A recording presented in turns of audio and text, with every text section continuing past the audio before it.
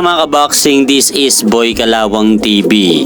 So isang mabilisang balita lang po tayo mga idol dito sa naging panayam ni Canelo Alvarez sa ES News. So natanong nga po mga idol si Saul Canelo Alvarez sa magaganap na laban ni pambansa kamao Manny Pacquiao kontra dito kay Mario Barrios sa darating na July 19. At dito mga idol, simple lang po ang sinagot ni Canelo Alvarez sa katanungan sa kanya nitong si Eli Sekbak. Sinabi nga po mga idol dito ni Canelo Alvarez na sa tuwing lumalaban nga po si pambansa kamao Manny Pacquiao, lahat po daw ay binibigay nito ng todo sa laban. So napakaganda nga po mga idol ng mensahe ni Saul Canelo Alvarez sa ating pambansa kamao Manny Pacquiao. Pakinggan po natin ang sinabi nito sa naging panayam nito sa ES News ni Eli Sekbak.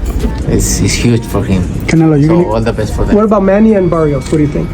Oh, it's gonna be a good fight. Always Manny Pacquiao bring all the best to make a good fight. Canelo, you're gonna make.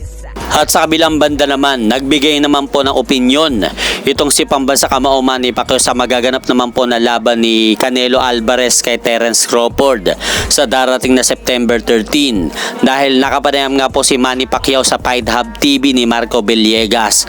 At dito, itinanong nga po mga idol kay pambansa kamao Manny Pacquiao ni Marco Villegas na kung sino ang magwawagi sa laban na yan. Kaya mas pinili nga po mga idol ni Manny Pacquiao na magwawagi sa laban na yan ay itong si Canelo. So balit kay Crawford mga idol, hindi nga po daw magiging madaling laban ito para kay Terence Crawford dahil hindi nga po daw madaling umakyat ng dibisyon lalong-lalo na sa 168 pounds. Kaya pakinggan po natin ang naging panayam ni Manny Pacquiao sa Fight Hub TV. I gotta just ask you, just because it's a big fight, I just want to get your opinion, man. You've been around a long time.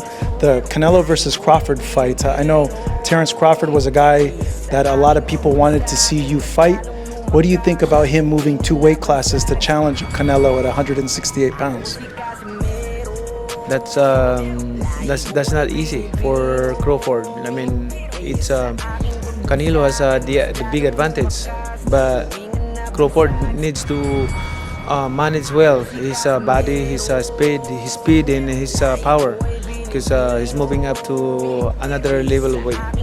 I asked. So yun po mga idol ang naging panayam ni pambansa kamao Manny Pacquiao sa Fight Hub TV. Kaya mas pinili nga po nito si Canelo Alvarez kumpara dito kay Terence Crawford. At hanggang dito na lang po muna ang aking update sa mga ganapan sa mundo ng boxing. At syempre mga idol, huwag nyo rin po kalimutan, pakisuportahan nyo naman po muna ang ating munting channel. Maraming salamat po.